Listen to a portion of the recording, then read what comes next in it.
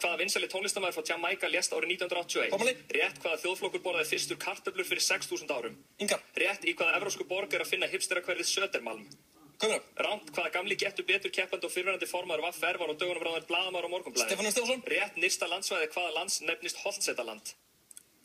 Þýskaland. Rétt hvaða hljómsveit ber sama nafn og íslensk kvikmynd frá árinu 1979. Jan Mayen. Ránt hver borgarleikustjóri. Kristján Einsdóttir. Rétt hvaða spænska orð þýðir mæiskaka í Suður-Ameríku og eggjakaka á Spáni.